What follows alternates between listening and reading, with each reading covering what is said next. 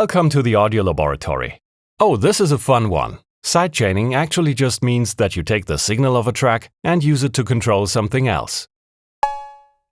I could take the kick drum signal from a drum machine and use it to control the camera. For example, the brightness or the zoom. But since we want to produce music, there are better ways to make use of a sidechain signal. Let's take a look at this in the digital audio workstation. Most of the time when people talk about sidechaining, they refer to sidechain compression. Sidechaining can be used for other things too, but that's what we're focusing on today. Here we have some synth chords and drums. Let's solo the synthesizer so we can better focus on what's happening. First, let's put a compressor on the synth chords.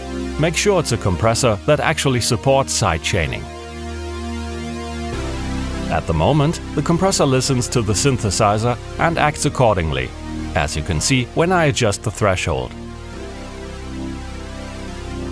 But we want the compressor to react to the kick drum. We want it to push the synthesizer down every time the kick hits. To do this, we need to route the kick signal into the synth chords track, on which this compressor plugin sits. In Reaper, inputs 1 and 2 of a track are the regular stereo signal. If we leave the routing at that setting, the kick is simply added to the synth chords. We've basically created a bus. But we don't want the kick to be audible on the synth chords track, we just want to make it available to the compressor. So instead, we send the kick to inputs 3 and 4. That's usually the sidechain or auxiliary input for plugins in Reaper. But let's rewind a little. Because there's a handy shortcut for sending a signal into input 3 and 4. Just drag the source track's routing box onto the plugin interface. And that's it.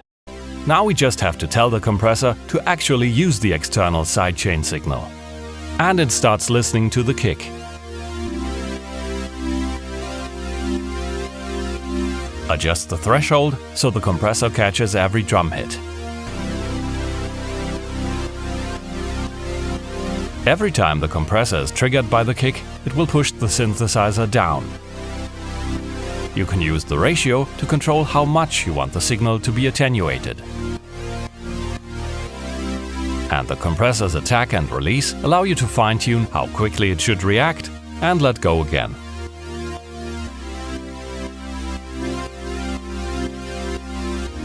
Here it is with the drums.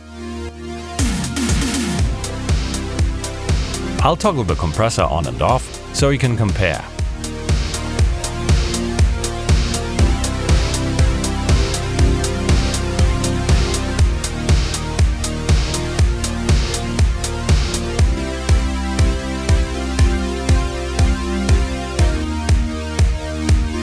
If you want multiple instruments to duck down when the kick plays, you can just create a bus for all of them and then apply the sidechain compression to that bus.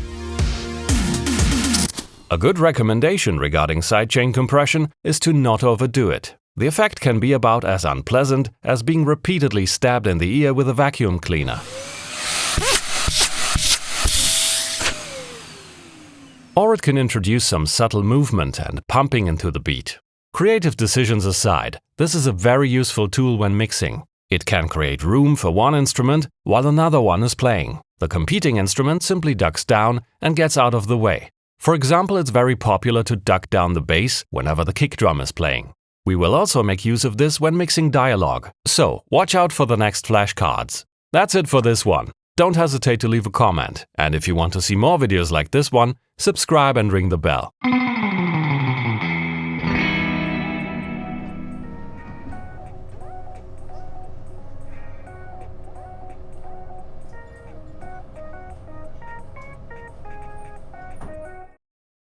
Bunny.